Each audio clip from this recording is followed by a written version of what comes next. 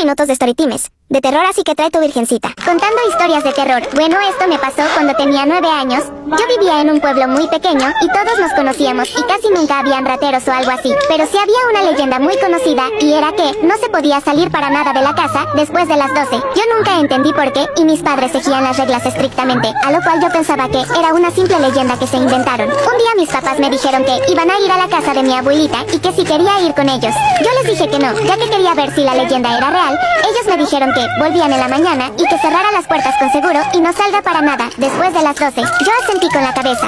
Me aseguré que se fueran para empezar con mi plan. Llevé mi celular y una linterna. Justo a las 12:01 salí de la casa. Estuve unas cuantas horas explorando el pequeño barrio y no vi nada inusual. Ya sabía que era una broma. Estaba de camino a mi casa cuando veo algo. Era como alguien largo y flaco y se paraba en 4 patas. Esa cosa se iba acercando lentamente a mí. Corrí inmediatamente hacia la casa, pero eso ya estaba corriendo hacia mí. Me encerré en el armario y logré grabar esto. Como pueden oír en la grabación, estoy metida en el armario y estaba muy desesperada. Justo antes de que esa cosa abriera el armario, se apagó la cámara, desfiguró mi cuerpo con sus uñas y me dejó ahí. Al día siguiente, mis padres me encontrarían sin vida. Esta historia la creé yo y no me pasó a mí, ya que todo es ficticio. Espero la hayan disfrutado. Hello Kitty fue diseñada por Yuko Shimizu en 1947 y producida por la empresa Sunny. Para algunos el verdadero significado de Hello Kitty es Hola gatita. Sin embargo, algunos cuentan que su origen es distinto. Algunos foros del internet cuentan que Yuko Shimizu tenía una hija, quien era una niña muy linda y simpática, que solía alegrar a todos los que estuvieran cerca. Lamentablemente a la niña le descubrieron un tumor maligno, por lo cual le quedaban pocos días de vida. Eso consternó a toda la familia, en especial a su madre, quien estaba desesperada por encontrar una cura para su hija, por lo que pidió ayuda a diferentes pastores, sacerdotes y curanderos, pero nada dio resultado. Y fue entonces cuando se empezó a interesar en el ocultismo y en el satanismo. Ahí descubrió que el demonio podía resolver su problema, así que una noche decidió invocarlo. Se introdujo en el bosque junto a su hija y colocó velas rojas a su alrededor. Además se hizo un corte en la palma de la mano. Y pocos segundos después empezaron a escuchar una serie de ruidos y chillidos. La pequeña no dejaba de llorar y suplicarle a su madre que se regresaran a casa, debido a que hacía mucho frío y tenía mucho miedo. Pero ya no hubo vuelta atrás. De las tinieblas surgió un personaje que la madre reconoció al instante. Era el diablo. Mientras se acercaba a ellas, la madre no podía dejar de abrazar a su hija. La colocó tras ella y tenía miedo de que algo saliese mal. Cuando el diablo se acercó a ella, se arrodilló y suplicó que curara a su hija. Y entonces el diablo le ofreció un trato. Sanaría a su hija a cambio de diseñar una marca que fuera conocida en todo el mundo. Debía ser una muñeca que tuviera una apariencia inofensiva, un regalo que todos los niños quisieran tener, pero en realidad esta muñeca sería portadora del mal. Y ahí estaría el truco. Yoko aceptó el trato y se fue a casa con su pequeña.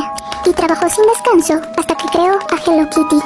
Para ello se inspiró en su hija, por eso la conocida muñeca no tiene boca. Se dice que Kitty en un dialecto chino significa demonio, por lo que en realidad hace es saludar al mismísimo diablo. Después de terminar su creación se dirigió al bosque.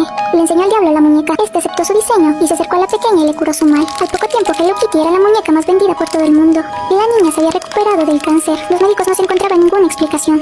El tumor había desaparecido, sin embargo el carácter de la niña había cambiado. Su hija había perdido toda la alegría que la caracterizaba. Estaba siempre seria y no se divertía en ningún momento. Una sombra negra se había colocado en su alma. Su madre pensó que a lo mejor tenían culpa las muñecas Hello Kitty que se encontraban en la casa, por lo que las tiró todas.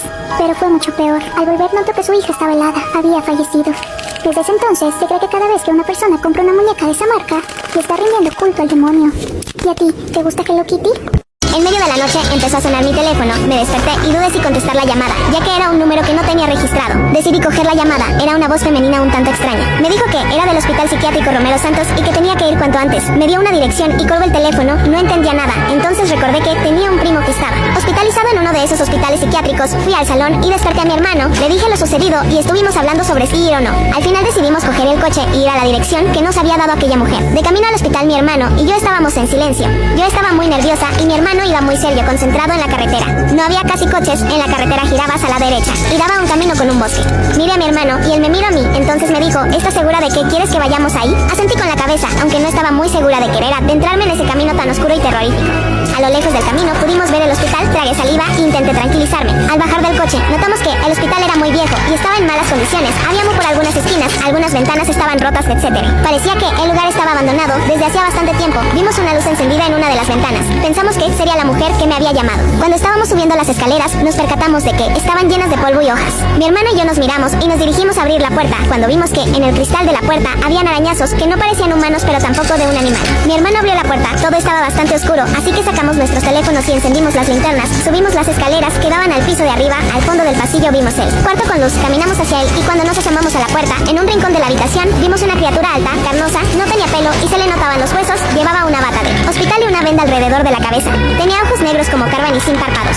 Pude notar que tampoco tenía labios, era terrorífico. Presa del pánico agarré a mi hermano que estaba parado, mirando a esa cosa asustado y corrimos hacia otro pasillo para bajar y irnos de ahí cuanto antes. Esa cosa se había dado cuenta de nuestra presencia, entonces oímos como esa cosa bajaba. Cuando vimos que todo estaba calmado, nos asomamos a las escaleras. Al asomarnos vimos a esa cosa parada frente a la puerta. Miré a mi hermano, sin saber qué iba a hacer, decidimos subir y enterrarnos en una habitación. Al entrar vimos papeles, periódicos y más cosas tiradas por el suelo. Me fijé en un periódico encima de la mesa. Empecé a leer lo que ponía en él. El hospital había sido cerrado en 1996 porque una paciente con la cual habían experimentado empezó a mutar de forma extraña y las cosas se salieron de control. Al lado vi otro periódico, era un aviso, decían que se había visto a una criatura por la zona del Hospital Psiquiátrico Romero Santos, que nadie fuera a ese sitio, ya que mucha gente desapareció por esa zona. En el aviso abajo en grande pusieron una foto de la criatura. Era justo lo que nosotros habíamos visto y ahora estábamos atrapados aquí con esa cosa. Le enseño los periódicos a mi hermano, él me enseña un papel que llevaba en la mano, era un informe de una chica llamada Abby, tenía 20 años. Aprovecharon que la chica estaba mal de la cabeza y que su familia no la quisiera por sus problemas mentales para experimentar con ella de una forma terrible. Intentaron recrear el proyecto Abigail. Era espantoso lo que le hicieron a esa joven. De repente escuchamos ruidos que provenían del pasillo. Era esa cosa caminando como podía por el pasillo. Yo estaba muy nerviosa y tenía mucho miedo. Mi hermano me intentó tranquilizar diciéndome que todo saldría bien. Teníamos que pensar un plan para salir de ahí. Estuvimos hablando sobre cómo saldríamos de ahí sin que esa cosa nos viera. Recordamos que llevábamos los teléfonos encima, solo quedaba el mío, ya que el de mi hermano se le había caído por algún pasillo. Intenté llamar a la policía, pero no había cobertura. Lo intenté muchas veces, pero no servía de nada. Dejamos de escuchar ruidos, así que nos dispusimos a salir al pasillo. La cosa estaba en una habitación de espaldas a nosotros, así que era ahora o nunca. Salimos corriendo y bajamos, abrimos la puerta y fuimos directos al coche. Logramos entrar. Mientras mi hermano intentaba arrancar el coche, la criatura salió y empezó a arañar el coche e intentar romper los cristales. Mi hermano pudo arrancar el coche. Salimos lo más rápido que pudimos. Después de eso nos mudamos de ese pueblo y nunca más volvimos ahí por nada. Nunca hablamos de lo que sucedió esa noche. Siempre que pensaba en eso, me daban escalofríos. Habían cosas que nunca llegué a comprender, como por ejemplo quién me llamó aquella noche. Aún me da pena pensar en esa cosa. Solo era una joven con problemas mentales que unos médicos se habían aprovechado de eso. Hicieron cosas terribles con ella. A raíz de eso se convirtió en la criatura que era ahora. Te voy a contar por qué no puedes bañarte cuando estés sola en tu departamento a unas horas de la Navidad. Lupita era una mujer independiente que vivía en la gran ciudad. Iba a pasar Navidades con su familia materna, pero al final del día su jefe le dice que se lleve trabajo para hacer a su casa. Ella acepta para quedar bien y subir de puesto, y no le da tiempo de irse. Así que el 23 de diciembre decide pasarlo sola en casa, mientras todas las familias del vecindario se van y sus compañeros, o más conocidos como roomies, la dejan sola. Así que mientras ella estaba en la computadora en la sala, empieza a escuchar que alguien le toca la puerta. Ella se acerca a abrir y dice: ¿quién es? Pasa unos minutos y nadie responde. Ella vuelve a sentarse y vuelve a escuchar. Ella piensa que es una broma de uno de sus roomies, así que le dice: Alex, por favor, ya no es gracioso. Y cuando ella estaba a punto de abrir la puerta, suena su celular. Contesta, pero solo escucha que alguien respira agitadamente desde la otra línea. Pasa un momento y las luces se van por completo, pero vuelven enseguida, así que decide llamar a sus padres para decirles que están pasando cosas extrañas, pero ninguno de ellos le coge el teléfono. Minutos después se da cuenta que en la laptop habían abierto el programa de Word y habían escrito: no es muy pronto para hablarles a tus papás sobre mí.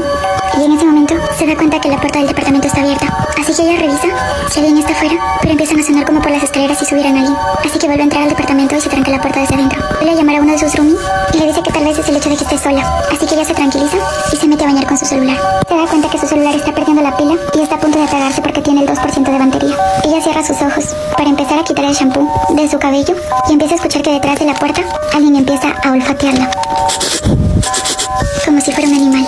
Y agarra su teléfono y se descarga por completo. Y estaba ahí sola. Y empieza a escuchar que alguien canta una canción.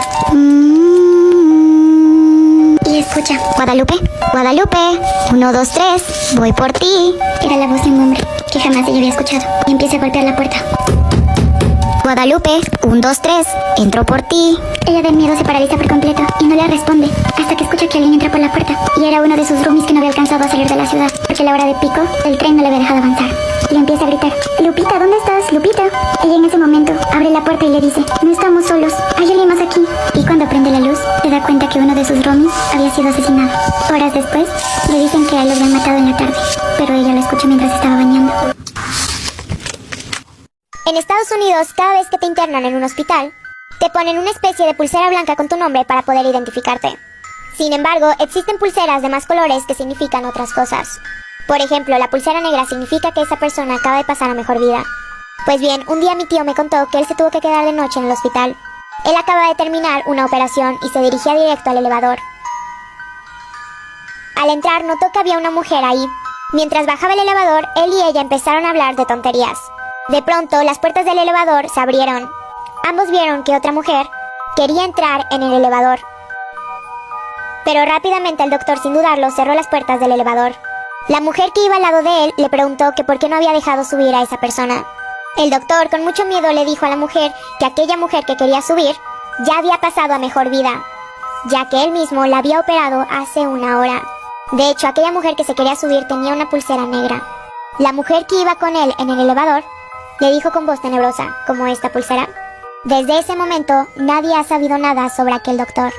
Así que nunca te atrevas a visitar un hospital de noche. Por esta razón, no deberías levantarte aunque escuches ruidos a las 3 de la mañana. Estaba cuidando a los hijos de mi hija mientras ella y su esposo salían de la ciudad. Tienen una hija adolescente llamada Lisa. Como a las 3 de la mañana me despierto un extraño crujido y miro por la ventana y veo movimiento. Veo a un muchacho salir de los arbustos al costado de la casa. Vi una bicicleta tirada en el césped que definitivamente no era nuestra. Lo primero que pensé fue que se trataba de un ladrón que andaba entre las casas. Pero como parecía joven y llegó en bicicleta, pensé que asustarlo sería suficiente para que decidiera irse a casa. No quería arruinar la vida de un adolescente llamando a la policía de inmediato. Así que salí a la entrada, encendí las luces y dije, ¿puedo ayudarte? Con una voz seria. El chico parecía sorprendido, pero no nervioso. Llevaba una chaqueta de secundaria, pero una vez que pude verlo claramente en las farolas, parecía mucho mayor que mi nieta, brusco y más delgado que atlético.